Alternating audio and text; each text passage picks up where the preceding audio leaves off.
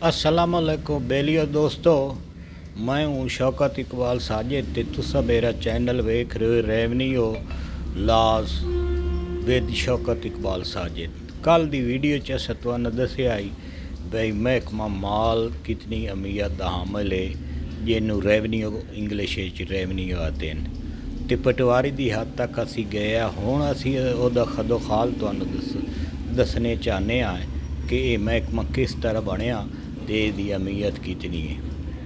जदों रेवन्यू बनया तो ये वजीर आला पंजाब दे मतहत किया गया तो यदी जिहड़ी शुरुआत है असल जिहड़ा इहदा हिस्सा है वह पटवारी है। पटवारी तो बाद जिहड़ा दूसरा इहदा अफसर आंदा है वह हुंदा गिरदावर, जिहड़ा पटवारी दे हर रिकार्ड की निगरानी करेंदा ते उहदे कोल गलतियां जिहड़ियां आउंदियां वो दूर करेंदा। उस तो बाद आउंदा नैब तहसीलदार। नैब तहसीलदार जिहड़ा हुंदा वो पटवारी दे रिकार्ड की पड़ताल भी करेंदा है। हर 15 दिन बाद दौरा हुंदा है, उस दे उत्ते पड़ताल करेंदा है ते पड़ताल तो बाद वो रिकार्ड जिहड़ा है ना उहदे इंतकालात वगैरह जिहड़े ने दुरुस्त करार दे के दस्तखत करेंदा है। तो इस तो बाद पड़ताल का जिहड़ा दूआ दौरा हुंदा वो असिस्टेंट कमिश्नर दा हुंदा, जिहड़ा तहसील दा अफसर हुंदा तो वह रिकार्ड की जांच पड़ताल करेंदा है ते जिहड़े पटवारी ते गिरदावर ते तहसीलदार की गलतियां उन्हें दूर करन दे उन्हें इख्तियारात आउंदे। इस तो बाद हुंदा कमिश्नर दा भी दौरा हुंदा कम अज़ कम महीने च एक बारी।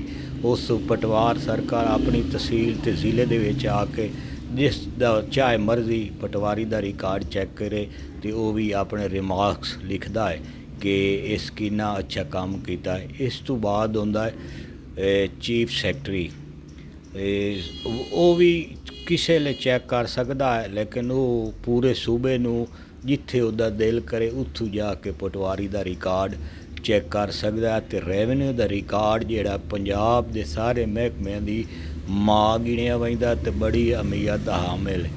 इस तरह ये जिहड़ा रेवन्यू का काम है इस तरह चलदा। हुण असीं तुहानूं दस्सने बई रेवन्यू दे विच किस तरह दूसरी वीडियो च ये अज दी इतनी काफ़ी है तो इस तो बाद असीं तुहानूं दस्सने कि ये सिस्टम किस तरह चलदा पिया।